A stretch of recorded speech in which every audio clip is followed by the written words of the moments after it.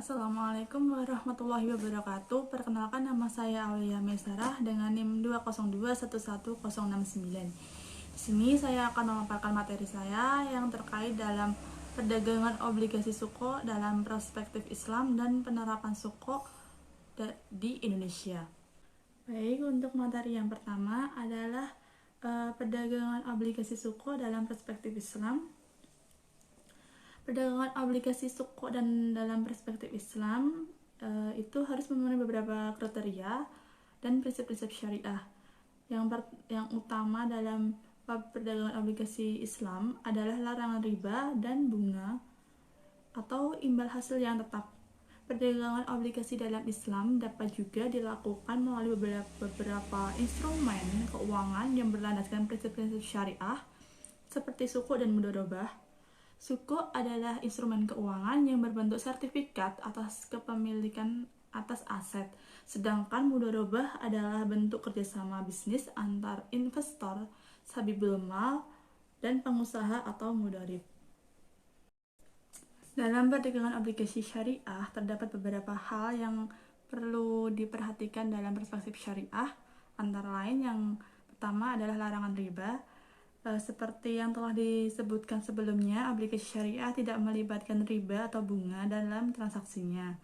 Oleh karena itu, dalam perdagangan obligasi syariah, pembayaran bunga harus dihindari dan diganti dengan sistem bagi hasil yang sesuai dengan prinsip syariah. Yang kedua, ada transaksi berbasis aktiva. Transaksi obligasi syariah harus dilakukan berbasis aktiva, nyata, dan tidak boleh melibatkan spekulasi transaksi yang tidak jelas. Oleh karena itu, perdagangan obligasi syariah harus dilakukan berdasarkan investasi pada saat aset yang memiliki nilai yang nyata dan potensial untuk menghasilkan keuntungan.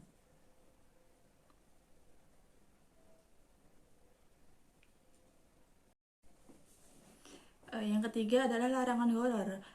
Gharar adalah transaksi yang melibatkan ketidakpastian atau spekulasi yang berlebihan. Dalam perdagangan obligasi syariah, transaksi yang melibatkan gharar harus dihindari dan diganti dengan transaksi yang jelas dan tidak menimbulkan ketidakpastian yang berlebihan. Yang keempat adalah transparansi. Setiap transaksi dalam perdagangan obligasi syariah harus dilakukan secara transparan dan adil bagi semua pihak yang terlibat dalam transaksi. Hal ini meliputi pengungkapan informasi yang jelas dan akurat tentang aset yang diperdagangkan, biaya-biaya yang terkait dengan transaksi, dan jual imbal hasil yang diperoleh dari transaksi tersebut.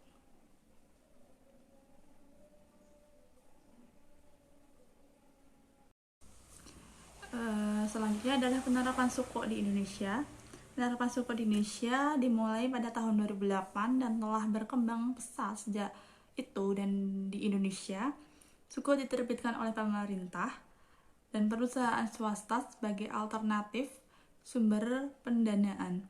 Suku Indonesia didasarkan pada prinsip-prinsip syariah dan memiliki struktur yang mengikuti ketentuan yang telah diatur oleh Badan Pengawas Pasar Modal dan Lembaga Keuangan dan Otoritas Jasa Keuangan. Berikut adalah struktur suku di Indonesia. Yang pertama ada suku mudharabah. Suku mudharabah adalah suku yang didasarkan pada prinsip mudharabah, yaitu kerjasama antara investor sebagai pemilik modal dan penerbit suku sebagai pengelola bisnis.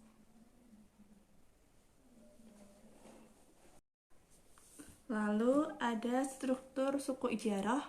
Suku ijarah didasarkan pada prinsip ijarah atau sewa, yang investor menyewakan aset yang dimiliki kepada penerbit suku dan menerima pembayaran sewa dalam bentuk bagi hasil. Aset yang disewakan dapat berupa properti, kendaraan, atau infrastruktur. Selanjutnya ada struktur suku wakalah. Suku wakalah didasarkan pada prinsip wakalah atau perwakilan, yaitu investor memberikan kepercayaan kepada penerbit suku untuk mengelola dana yang telah diinvestasikan. Penerbit suku bertindak sebagai wakil investor dan bertanggung jawab atas pengelolaan dana tersebut. Selanjutnya ada sukuk musyarakah. Sukuk musyarakah didasarkan pada prinsip musyarakah atau kerjasama antara investor dan penerbit sukuk. Investor memberikan modal kepada penerbit sukuk untuk diinvestasikan dalam bentuk bisnis tertentu, dan keuntungan yang diperoleh dari bisnis tersebut akan dibagi sesuai dengan nisbah yang telah disepakati. Selanjutnya ada struktur suku istisna.